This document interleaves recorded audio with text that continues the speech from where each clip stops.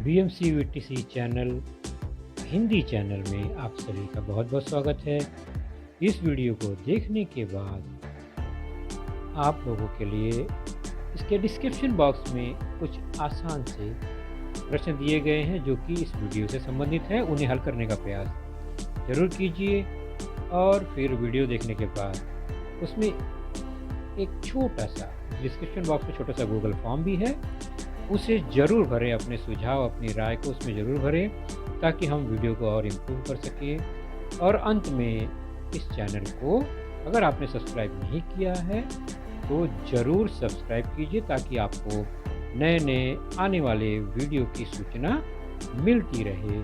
तो चलिए देखते हैं अपना वीडियो।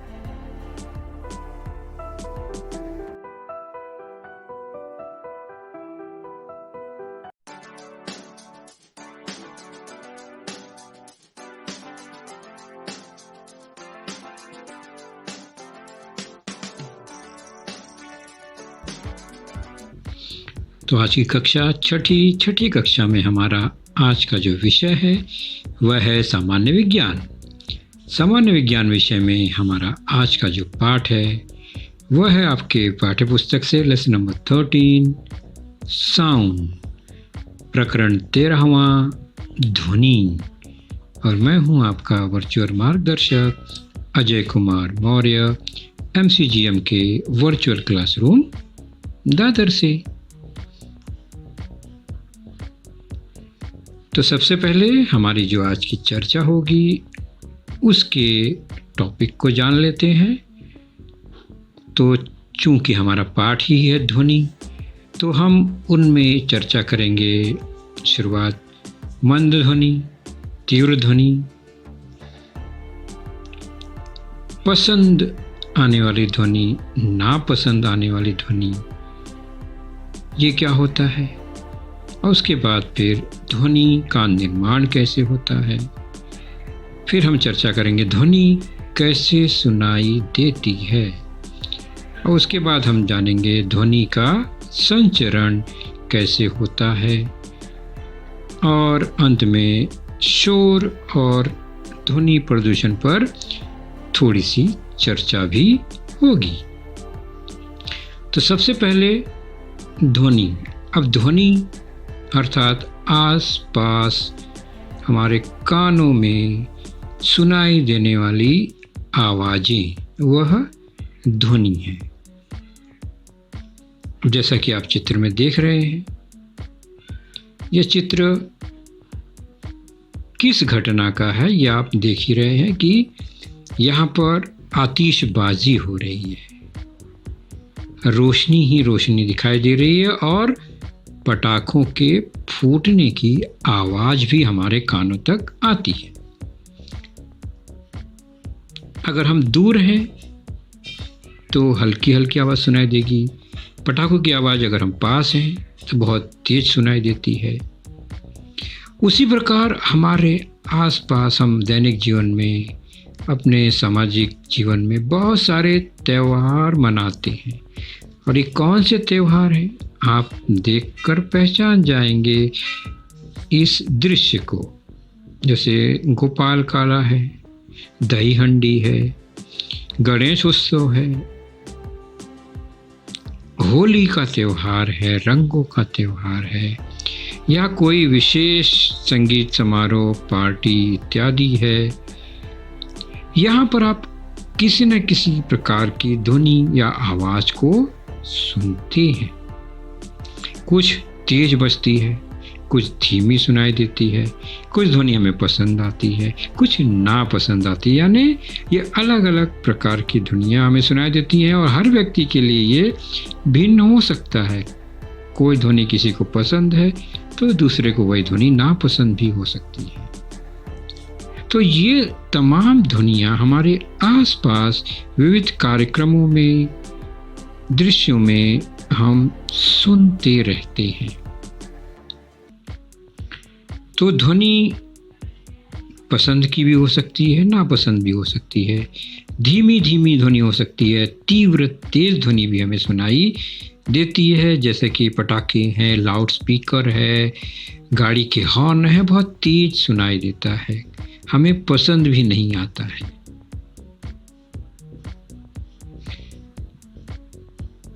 तो सबसे पहले हम पाठ्य पुस्तक के चित्रों को देखते हैं, क्योंकि हम विज्ञान पढ़ रहे हैं तो निश्चित है हमें निरीक्षण करना होगा, चित्रों को देखना होगा, अनुभव करना होगा आसपास के वातावरण का, और उसके बाद घटक को समझना होगा। तो यहाँ पर 4 चित्र आपको दिखाई दे रहे हैं। पक्षी की आवाज़ है, बांसुरी की मीठी सुर है, भोंपों की आवाज़ है और कानों में फुसफुसाहट हो रही है। इसमें कुछ आवाज़ तेज है, कुछ मंद हो सकती है, कुछ पसंद आ सकती है तो कुछ नापसंद की भी हो सकती है। वो आपको तय करना है इसमें किसकी आवाज़ मंद हो सकती है, तीव्र हो सकती है, पसंद और नापसंद। यहाँ पर भी 4 दृश्य देख रहे हैं, 4 इमेज है। एक तो कुत्ते की आवाज़ भौंक रहा है, दूसरा है पटाखा फूट रहा है, तीसरा है एक ट्रैफिक पुलिस सीटी बजा रहा है और एक लड़की गाना गा रही है।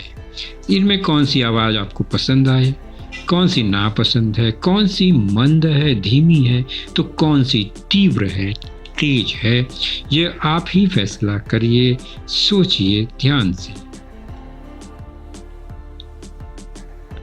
तो हमने देखा पसंद, नापसंद, मंद, तीव्र ध्वनियां आसपास होती रहती हैं। ये ध्वनि उत्पन्न करने वाले जितने भी वस्तुएं हैं उन्हें हम ध्वनि का स्रोत कहते हैं। तो हम कौन कौन सी वस्तुओं, पिंडों को देखते हैं जिनसे किसी न किसी प्रकार की ध्वनि उत्पन्न होती है। तो यहाँ पर 3 चित्र दिखाई दे रहा है।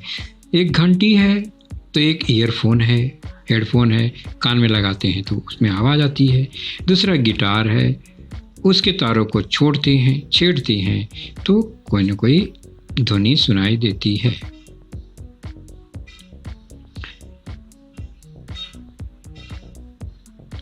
उसी प्रकार यहाँ हम देख रहे हैं, क्या है ये, पहचान रहे हैं आप चित्र?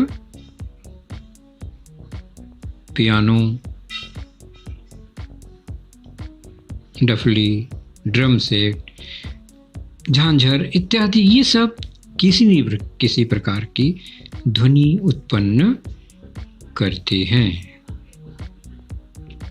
लाउड स्पीकर बॉक्स देख रहे हैं आप, रेडियो, ये भी संगीत ध्वनि उत्पन्न करते हैं।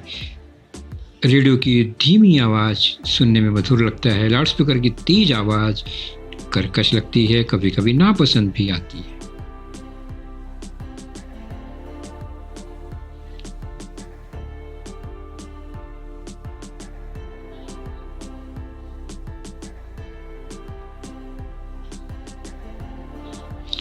उसी प्रकार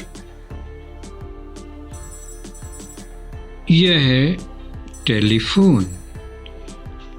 पुराना टेलीफोन आपने देखा होगा, इस तरह से है, नहीं देखा होगा तो देख लीजिए। इसमें घंटी बजती है, ट्रिंग ट्रिंग, और काफ़ी तेजी से बजती है।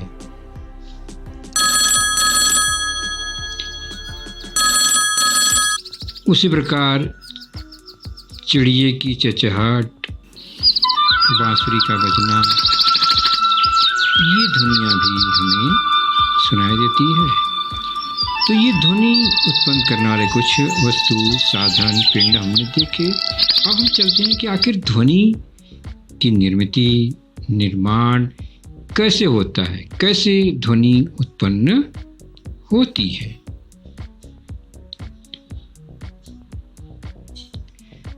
तो हम ध्वनि उत्पन्न करने वाले अगर स्रोत को देखें, ध्यान से निरीक्षण करें, तो देखते हैं कि वायलिन में कुछ तार होते हैं और उसमें जब कंपन की जाती है तब ध्वनि सुनाई देती है। तार को छेड़ते हैं तो हमें ध्वनि सुनाई देती है। तो ध्वनि का निर्माण करने वाले वस्तुओं में एक विशिष्ट हलचल होती है, यानी बिना किसी हलचल के ध्वनि सुनाई नहीं देगी। ये हलचल कैसी होती है? एक प्रकार की दोलन गति, यानी कंपन होती है। कंपन होने पर ही आवाज या ध्वनि सुनाई देती है, तरंग के रूप में।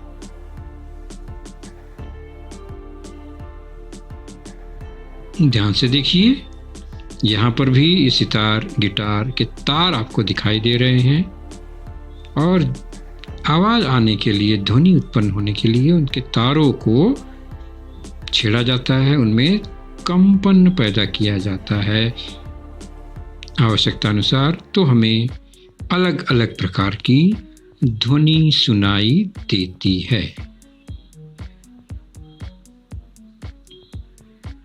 तो तीव्र गति से दोलन होने पर वस्तु में कंपन होनी है। कंपन होने पर क्या होगा? ध्वनि सुनाई देती है। तो वस्तु में कंपन होने पर ध्वनि का निर्माण होता है। तो बहुत सिंपल सी बात है, ध्वनि का निर्माण होने के लिए कंपन होना जरूरी है। वह कंपन हमें दिखाई दे चाहे न दे, लेकिन कंपन होगा तभी ध्वनि सुनाई देगी।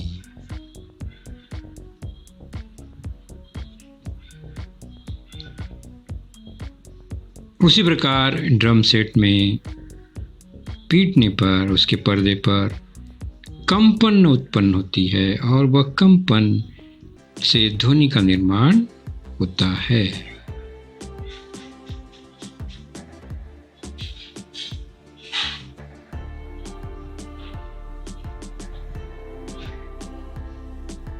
तो वस्तु में कंपन होने पर ध्वनि का निर्माण होता है।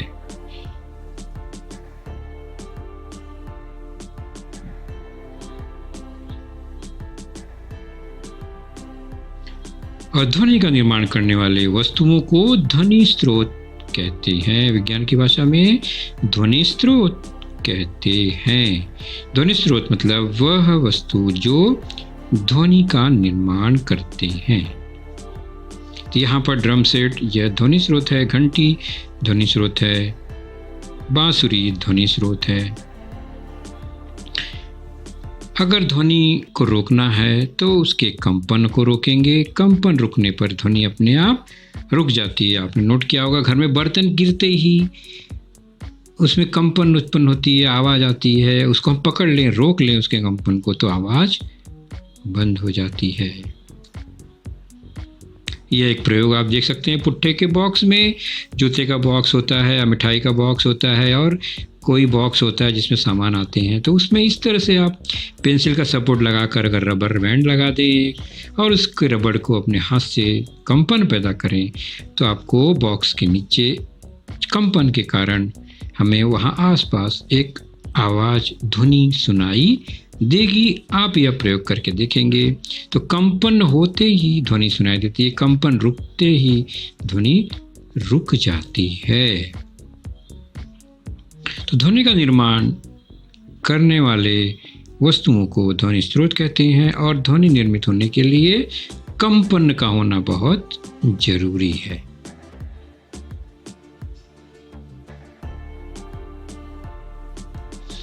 और कंपन रोकने पर ध्वनि अपने आप रुक जाती है।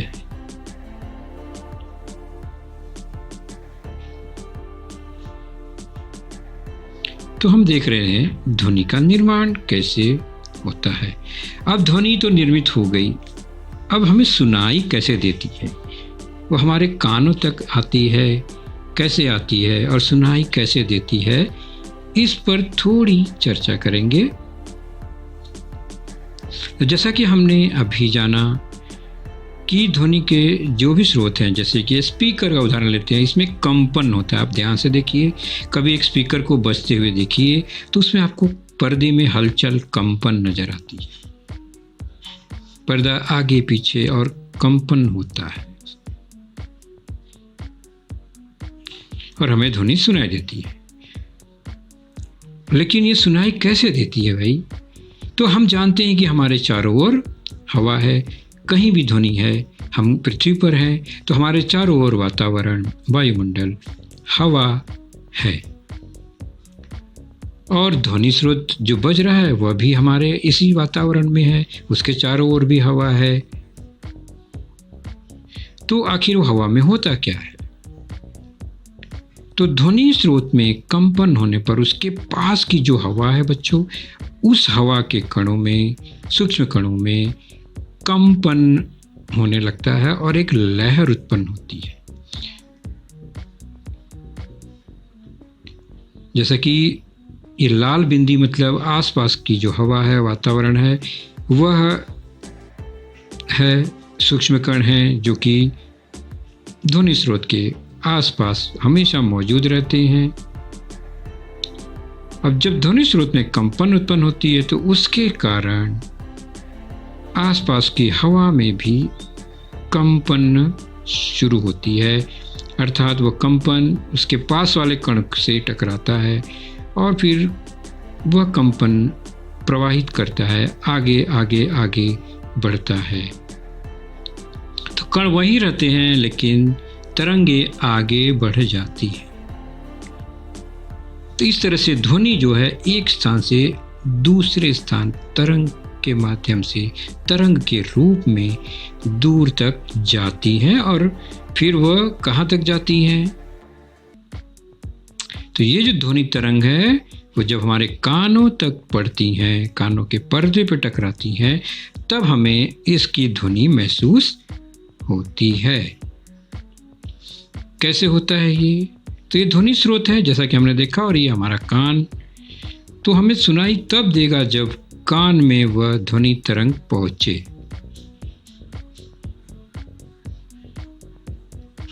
अगर कानों पर ध्वनि तरंग नहीं पहुंचती है मतलब हमें सुनाई नहीं देगा। हम देखते हैं बाहर आवाज आ रही है, अपना कान बंद कर लेते हैं दोनों हाथों से, तो आवाज या ध्वनि सुनाई देना कम या बंद हो जाता है।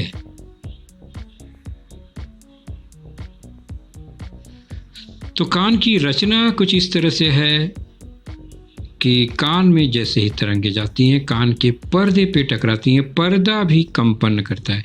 तो कान के अंदर एक पर्दा होता है। हम बहुत ज़्यादा गहराई से इस पर नहीं चर्चा करेंगे कान पर अभी।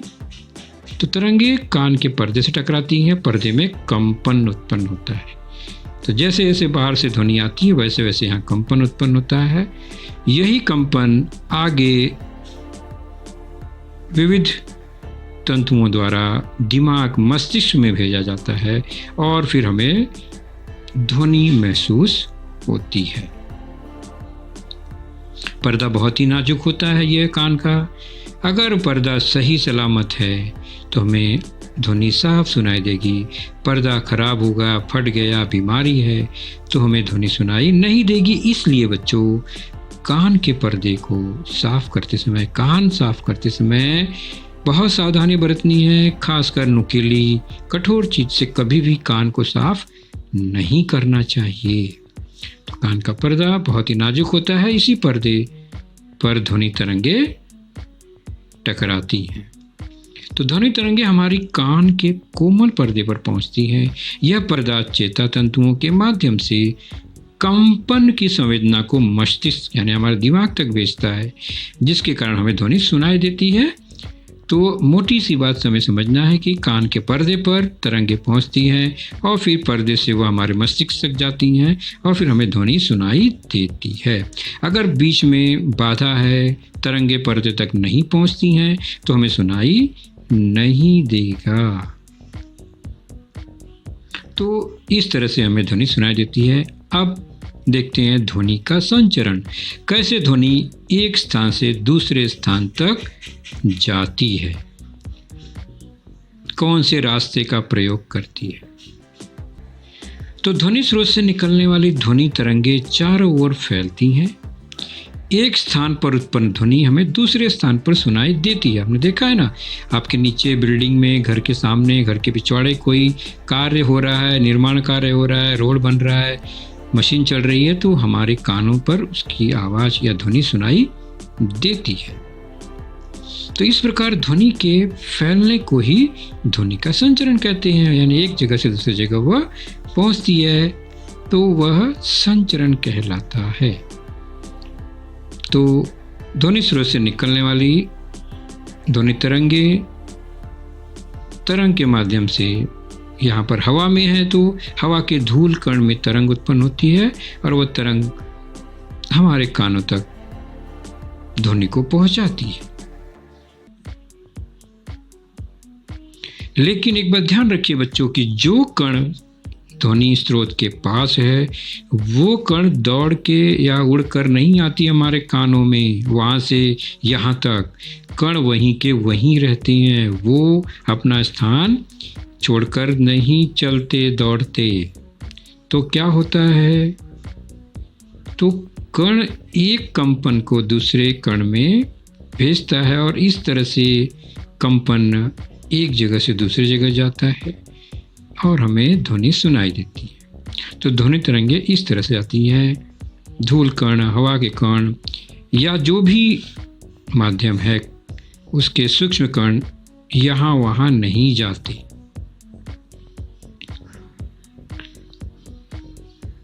अब हमें ये बात सोचनी है, क्या ध्वनि की तरंगे केवल हवा या गैस से ही संचारित होती हैं? यानी सामने खुला जगह है, गैस है, हवा है, तभी हम सुन पाते हैं, या और जगह से भी और माध्यम से भी ध्वनि तरंगे संचारित हो सकती हैं? तो एक प्रयोग देखते हैं। 3 पाइप लेते हैं, एक खाली गैस या हवा भरी है, दूसरे में पानी भरा है, तीसरा ठोस है। उस पर अगर हम वार करें या उस पर ठोकें एक सिरे पर और दूसरे सिरे पर कान लगाकर हम सुने अगर, यानी धनुष स्रोत है, तो हमें तीनों में ध्वनि सुनाई देती है।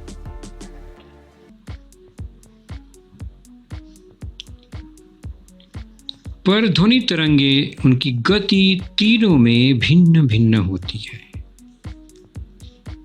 आप देख रहे हैं जो हवा यानी खाली पाइप है जिसमें हवा है उसमें गति धीमी है, जिसमें पानी है उसमें गति थोड़ी तेज है। ये ध्वनि तरंग ही है। और जो ठोस है उसमें और तेजी से वह कंपन है। तो ध्वनि जो है वो तीनों पाइप में से हवा में से तरंगे धीमी गति से आती हैं, उससे तेज पानी में और सबसे तेज ठोस पदार्थों में तैरती हैं, यानी संचरित होती है ध्वनियाँ। तो हवा में वेग कम होता है उसका तरंगों का, पानी में तुलनात्मक दृष्टि से ज़्यादा होता है और ठोस में वे सबसे अधिक होता है ध्वनि की तरंगे।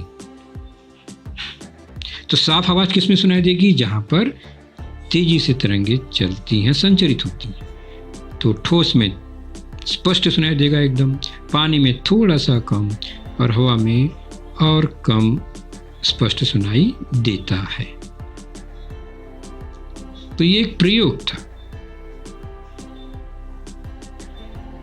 हम एक और प्रयोग देखते हैं जो कि आपने शायद किया भी हो अपने बचपन के दिन, यानी आपने अपने घरों में आसपास मित्रों के साथ यह कृति की होगी, और अगर नहीं की है तो उसे करिए।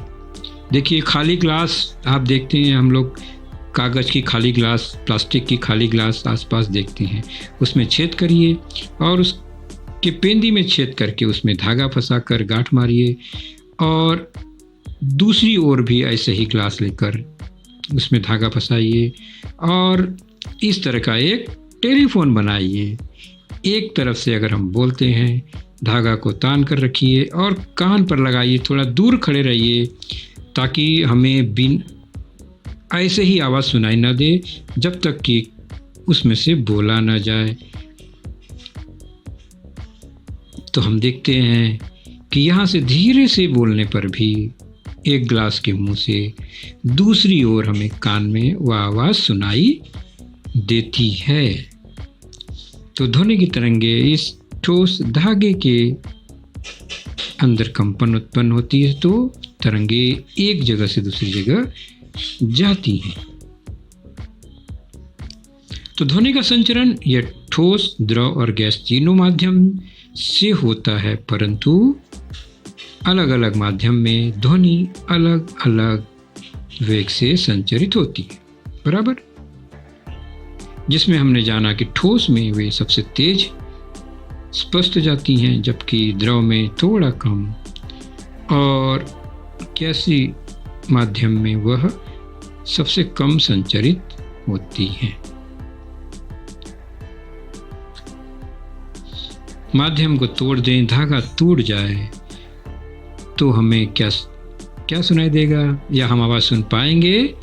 नहीं सुन पाएंगे। अगर वो व्यक्ति काफ़ी दूर खड़े हैं तो जितने धीरे हम बोल रहे थे उतने धीरे वह आवाज़ सुनाई नहीं देगी, जबकि हवा माध्यम तो है ही है, केवल धागा टूट गया, फिर भी हमें आवाज़ स्पष्ट सुनाई नहीं देगी। तो हवा के माध्यम से इतनी स्पष्टता से नहीं आएगी जितना वह धागा जुड़ने पर आ रही थी। तो अब माध्यम बहुत इम्पोर्टेंट है ध्वनि के लिए। अब हम चलते हैं अंतरिक्ष की ओर। आप कल्पना कीजिए बच्चों कि हम पृथ्वी पर हैं और हमारे पृथ्वी के चारों ओर वायुमंडल है। इसका मतलब एक माध्यम है, वातावरण है, हवा के कण हैं, गैसें हैं, धूल हैं आसपास, तो वो माध्यम है। इसलिए हम पृथ्वी पर एक दूसरे की बातें सुन पाते हैं। लेकिन पृथ्वी के बाहर, वातावरण के बाहर, वायुमंडल के बाहर जाने पर वहाँ पर कोई माध्यम नहीं है, न गैस है, न धूल, कुछ नहीं है, कोई वातावरण ही नहीं है। तो क्या हम पृथ्वी के बाहर अंतरिक्ष में भी पास पास बैठकर भी बातें कर पाएंगे, बातें सुन पाएंगे? तो अंतरिक्ष में किसी भी प्रकार का कोई माध्यम नहीं है, इसलिए अंतरिक्ष में हम किसी भी प्रकार की ध्वनि नहीं सुन सकते। तो निर्वात मतलब जहां पर हवा ही ना हो, ऐसे स्थान में ध्वनि का संचरण कभी नहीं होगा। उसका एक प्रयोग हम करके देख सकते हैं। यह घंटी की आवाज़ हमारे कानों तक पहुंचती है क्योंकि हम बैठे हैं कमरे में और वहाँ पर हवा तो है ही है और हमें सुनाई दे रही है, ऐसा हमें अनुभव हुआ है। लेकिन इसे अगर हम बेल जार से ऐसे एक बर्तन से ढक दें, कांच का बर्तन है, हमें घंटी दिखाई दे रही है, पैक कर दें एकदम से, उसमें बिल्कुल हवा ना हो, हवा निकाल ली जाए पूरी तरह से, तो ये निर्वात बन जाएगा, मतलब इसमें हवा ही नहीं है। तो क्या हमें घंटी की आवाज़ सुनाई देगी? बेल की घंटी, टेलीफोन की घंटी नहीं सुनाई देगी। वह अंदर ही अंदर कंपन हमें दिखेगा लेकिन सुनाई नहीं देगी, क्योंकि माध्यम ही नहीं रहा। माध्यम निकल गया, वहाँ से हवा ही निकल गई, तो माध्यम नहीं है तो हमें घंटी की आवाज़ सुनाई नहीं देगी, भले ही वह कितनी ही ज़ोर से क्यों न बजे। तो हवा नहीं है, वहाँ निर्वात है, और निर्वात में ध्वनि का संचरण नहीं होता। तो कानों तक किसी भी प्रकार की कोई ध्वनि सुनाई नहीं देगी, जो कि वहाँ जार के अंदर जो बज रहा है। बाहर दूसरी आवाज़ सुनाई देगी लेकिन वह घंटी हमें सुनाई नहीं देगी। तो ध्वनि के संचरण के लिए माध्यम बहुत ही आवश्यक है। अब चलते हैं शोर और ध्वनि प्रदूषण की ओर, हमारा अगला टॉपिक। तो शोर और ध्वनि प्रदूषण बहुत सिंपल सा टॉपिक है। उसको समझने के लिए हम एक उदाहरण देखते हैं। पाठ्यपुस्तक का एक कृति है। यह एक घर का दृश्य है। इस घर में अलग अलग जगह पर कहीं न कहीं किसी न किसी प्रकार की ध्वनि उत्पन्न हो रही है। हमें खोजना है कहाँ कहाँ ध्वनि उत्पन्न हो रही है। चलिए चेक करते हैं, क्या आप पहचान रहे हैं कहाँ कहाँ ध्वनि उत्पन्न हो रही है? तो ये देखिए, ये पड़ोसन आई है और मम्मी से बात कर रही है, तो यहाँ पर किसी न किसी प्रकार की ध्वनि हो रही है। नीचे एक कुत्ता है, वह भौंक रहा है, तो वहाँ भी ध्वनि हो रही है। यहाँ पर दादी अम्मा टीवी देख रही हैं, तो टीवी में से भी आवाज़ आ रही है, ध्वनि उत्पन्न हो रही है, और यह बच्ची ड्रम बजा रही है तो वहाँ भी किसी न किसी प्रकार की ध्वनि सुनाई दे रही है। और एक छोटा सा बालक रो रहा है तो वहाँ भी ध्वनि है। और पापा जो हैं टेलीफोन पर बात कर रहे हैं तो वहाँ भी ध्वनि सुनाई दे रही है। बाहर दो कार में टक्कर हो गई और हॉर्न बजा रहे हैं तो वहाँ भी ध्वनि उत्पन्न हो रही है। और ठीक उसी समय पेड़ पर एक चिड़िया चहचहा रही है तो यहाँ भी ध्वनि उत्पन्न हो रही है। तो इन जितनी भी ध्वनियों में आप देखेंगे तो कुछ ध्वनि हमारे कान को तकलीफ देती है, कुछ ध्वनि हमें धीमी सुनाई देती है, कुछ ध्वनि हमें अच्छी लगती हैं, पसंद आती हैं। तो जो आवाज़ ध्वनि कानों को कर्कश लगते हैं, नापसंद लगते हैं, तकलीफ होती है, उन्हें हम शोर कहते हैं। और अगर शोर लगातार होता रहे तो वह ध्वनि प्रदूषण फैलाता है और यही लगातार होने वाले शोर को हम ध्वनि प्रदूषण कहते हैं।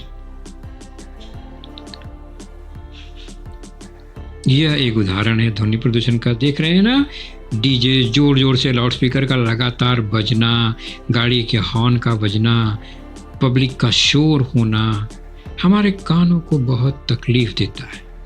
कानों को तकलीफ देता है मतलब फिर हमारे दिमाग को तकलीफ देता है, मस्तिष्क में तकलीफ होता है। तो सिर दर्द, उल्टी, अनिद्रा जैसी बीमारियां उत्पन्न होती हैं ध्वनि प्रदूषण के कारण।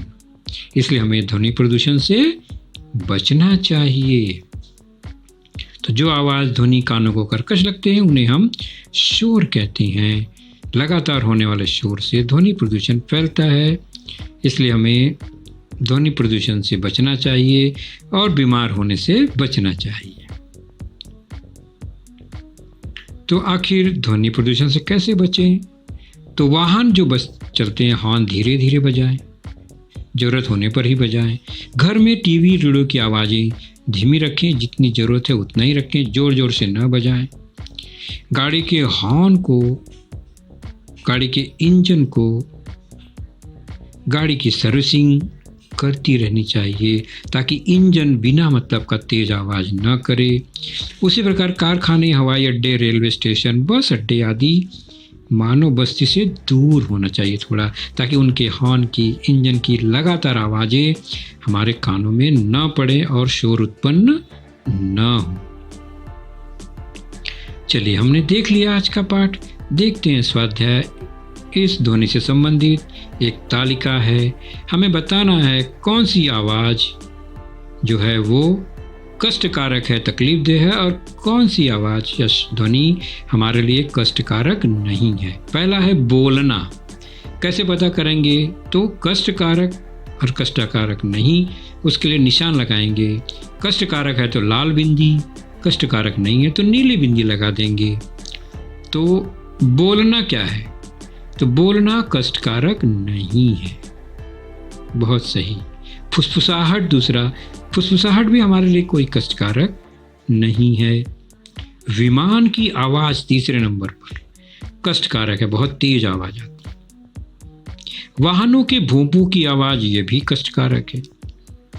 अगला है रेलगाड़ी के इंजन की आवाज़, कष्टकारक होता है, तेज आवाज़ आती है। पत्तियों की सरसराहट धीमी आवाज़ है, कष्टकारक नहीं है। घोड़ों का हिनहिनाना काफ़ी तेज होता है, कष्टकारक है। घड़ी की टिक टिक बहुत धीमी होती है, कष्टकारक नहीं है। बहुत आसानी से आपने पहचान लिया।